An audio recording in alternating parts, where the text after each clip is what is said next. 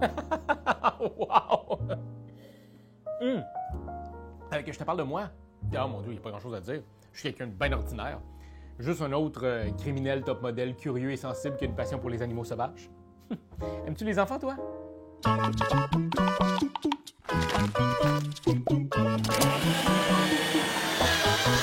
Fog of Love, c'est un jeu vraiment pas comme les autres. Non, je sais, on t'a déjà dit ça par le passé, mais cette fois-ci, c'est vrai. Fog of Love, c'est un jeu pour 2 joueurs seulement qui vous propose de vivre l'histoire d'un couple du début à la fin en 1 heure ou 2. C'est une comédie romantique en boîte. Mais la vérité, c'est que selon les personnages en jeu et leur histoire, on va peut-être aussi vivre une tragédie ou une farce pathétique ou le récit d'un véritable amour. Le but du jeu est d'accomplir ses désirs tout en mélangeant ceux de son partenaire, en plus d'accomplir son destin. La vie, quoi. Pour commencer notre histoire, on va installer le plateau au centre des 2 joueurs. Chaque joueur prend aussi un ensemble de pièces bleues ou roses. Vous devriez donc avoir votre porte-carte, plein de jetons comme ça, et vos 4 jetons choix de votre couleur. Puis là, rose ou bleu, ça n'a rien à voir avec votre genre à vous ou à votre personnage. C'est juste une couleur. Puis une couleur, c'est un nom qu'on donne à une fréquence lumineuse perçue par notre œil. Bref, choisissez maintenant un scénario pour la partie. On vous recommande pour commencer le scénario dimanche matin. Vous pouvez aussi suivre les instructions des cartes tutoriels. Celles-ci sont placées dans des endroits stratégiques du paquet pour vous apprendre les règles. Coudon! Avec des cartes comme ça, vous avez presque plus besoin de moi.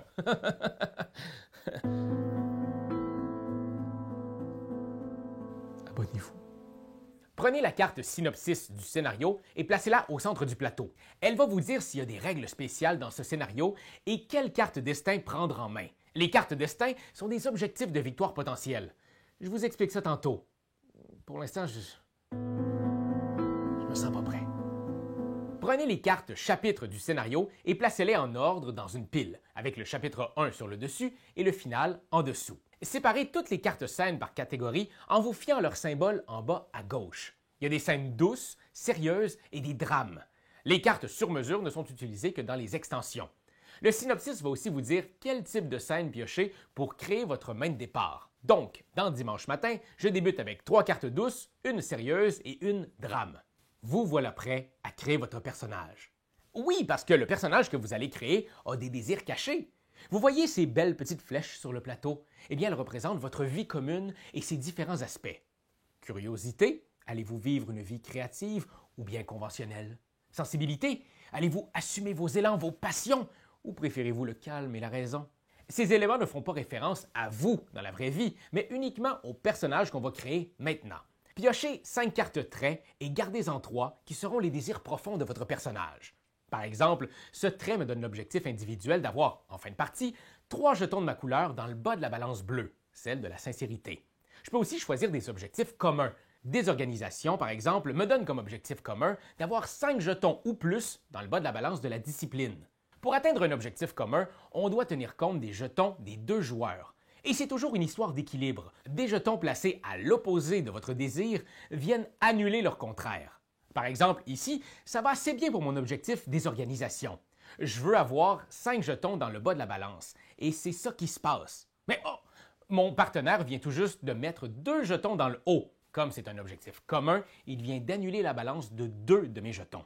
Je vais devoir travailler pas mal plus fort sur ma désorganisation. C'est important de choisir des objectifs qui ne sont pas contradictoires. Évitez aussi de choisir des traits qui visent plusieurs fois le même aspect. Ces objectifs doublent vos attentes dans la balance visée, et c'est pas facile à accomplir. Les traits sont secrets pour toute la partie, et certains éléments peuvent carrément vous forcer à changer un de ces traits.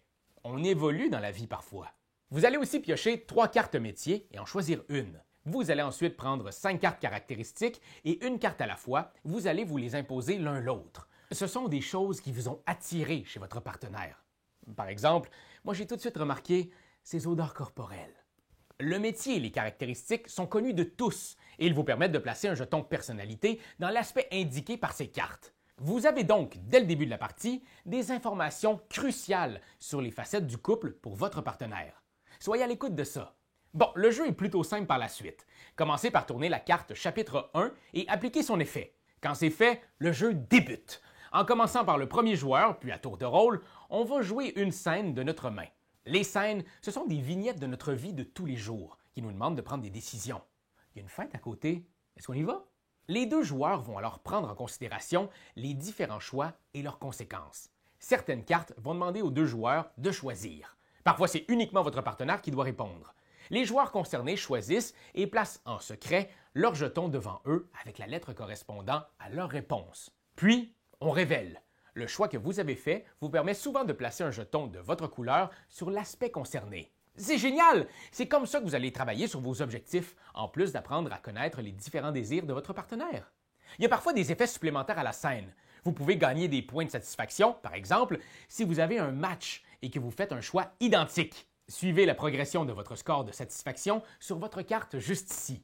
Chaque fois que vous faites 10 points, ajoutez un jeton au centre de la carte pour marquer les dizaines. Ces points sont importants si vous voulez que votre histoire finisse bien. Je vous explique ça très bientôt. C'est juste que là, les spectres de mon passé m'en empêchent. Il y a différents types de scènes. Certains sont des situations et auront un impact sur la prochaine scène jouée. D'autres sont des secrets qui doivent être mis de côté et révélés uniquement à un moment clé indiqué par la carte. Après avoir joué votre scène, piochez des cartes jusqu'à revenir à 5 cartes en main.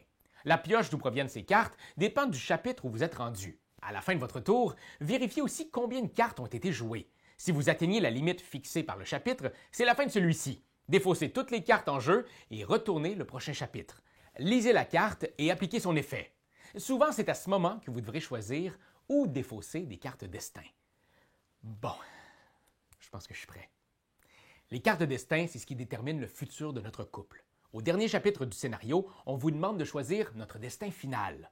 On choisit alors une carte destin à partir de celle qu'on n'a pas défaussée sans consulter notre partenaire.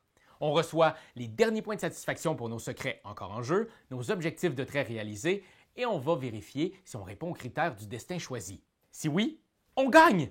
Certains destins vont vous demander d'avoir un très haut score de satisfaction, d'autres vont vous demander d'avoir un niveau de satisfaction le plus près possible de votre partenaire, et certains vous demandent carrément de briser le cœur de votre douce moitié. À noter que ce destin-là ne figure pas dans le premier scénario. Le plus intéressant ici, c'est pas juste d'essayer de gagner. C'est aussi de simuler une relation complexe et nuancée entre deux personnes.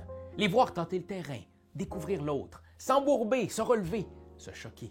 C'est un hybride surprenant et unique entre le jeu de société et le jeu de rôle. Une aventure vraiment spéciale qui donne le goût de reparler de ce qu'on vient de vivre longtemps après la partie. Voilà, je vous souhaite des histoires intenses et passionnées, Internet. Je vous souhaite le respect, mais surtout je vous souhaite de l'amour. Ah, l'amour. C'est toi de trouver l'épisode de jour du Popoche? Sonne la cloche! Sonne la cloche! On parle de jeu, like-nous, commande, suis-nous, ouais! Sonne la cloche! Sonne la cloche! Partage à tes amis, partage à ta mamie, ouais! Sonne la cloche! Sonne la cloche! Comment ton ouais, fais le mon titi! Sonne la cloche! Sonne la cloche! Sonne la cloche comme quand Jésus a sonné à la porte pour aller souper chez Zachée.